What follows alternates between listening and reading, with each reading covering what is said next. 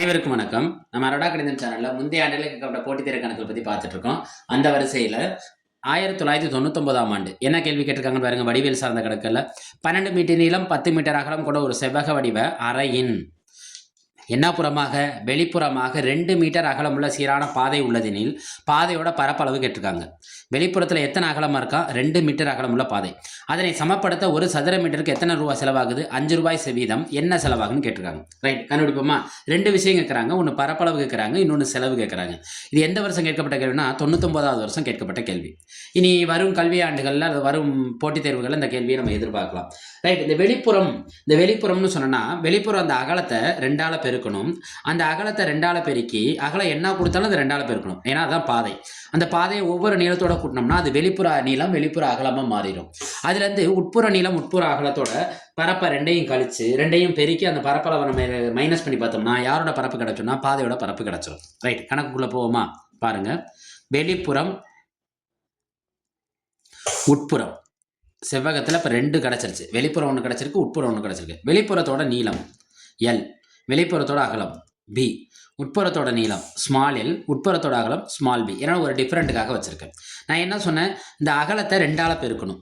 பெருக்கி அதை ஒவ்வொரு நீளத்தோடையும் ஒவ்வொரு அகலத்தோடையும் கூட்டினோம்னா அதான் வெளிப்புறம்னு சொன்னேன். ரைட்டா? அப்போ 12 + 2 × 2, இங்கே 10 + 2 × 2 12. 2 2 2 2 என்ன கிடைக்கும்? 4. 2 என்ன கிடைக்கும்? 4. அப்போ வெளிப்புற நீளம் என்ன கிடைக்குது நம்மளுக்கு? 16 மீட்டர். வெளிப்புற அகலம் என்ன கிடைக்குது? 14 மீட்டர். உட்புற நீள அகலத்துக்கு நம்ம எதுவுமே சேர்த்துல, அதே 12 மீட்டர் 10 மீட்டர். ரைட்டா? நம்மளுக்கு இப்போ என்ன பரப்பளவு தேவை? பாதையோட பரப்பளவு. பாதையின் பரப்பளவுங்கிறது என்ன சொன்னேன்? வெளிப்புற நீளத்தில் வெளிப்புற செவகத்தோட பரப்புல இருந்து உட்புற செவகத்தோட பரப்பை கழிச்சா அதான் என்ன பரப்பளவு? பாதையின் பரப்பளவு. அப்போ என்ன? செவ்வகம்னாலே L × B பெருக்கல் L × B minus small L × B. பெருக்கல் L × B என்ன? 16 பெருக்கல் 14 மைனஸ் 12 பெருக்கல் 10. 16ஐயும் 14ஐயும் பெருக்குங்க. 224 மைனஸ் 120. 224ல் 120 போச்சுன்னா நமக்கு என்ன கிடைக்கும்? 104 மீட்டர் ஸ்கொயர். இப்போ பரப்பு என்ன கிடைச்சிருக்கு நம்மளுக்கு? பரப்பு 104 மீட்டர் ஸ்கொயர். இந்த பரப்பு 104 மீட்டர் ஸ்கொயருங்கிறது இங்கே ஆன்சரில் எங்கேயாவது இருக்கான்னு பாருங்கள். ஆன்சரில் சியில் இருக்குது. சப்போஸ் அதே 104 மீட்டர் ஸ்கொயர் இன்னொரு இடத்துல இருந்துச்சுன்னா நம்ம என்னவும் கண்டுபிடிக்கணும், செலவையும் கண்டுபிடிக்கணும். இப்போ கணக்கை பொறுத்த வரைக்கும் நம்ம ஒரு விஷயத்தில் நம்மளுக்கு ஆன்சர் கிடைச்சிருக்கு. ஆப்ஷன் சி கன்ஃபார்ம் ஆகிட்டு. இருந்தாலும் இன்னொன்று கண்டுபிடிச்சு பார்ப்போம். ஒரு சதுர மீட்டருக்கு எவ்வளோ செலவாகுது? ஒரு சதுர மீட்டருக்கு ரூபாய் 5னா 104க்கு அப்போ 104 5ஆல பெருக்குங்க. பிரித்து பெருக்கி பாருங்கள். 500 500 5 20. அப்போ எவ்வளோ ரூபா? 520 ரூபாய்.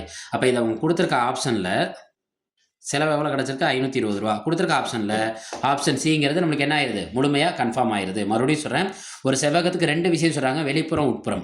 இந்த வெளிப்புறம் உட்புறம்னு சொல்லி பாதையை கேட்டாங்கன்னா அந்த பாதை என்ன அகலத்தில் இருக்கோ அது 2 மடங்கால பெருக்கி நீளத்தோடையும் கூட்டணும், அகலத்தோடையும் கூட்டணும்.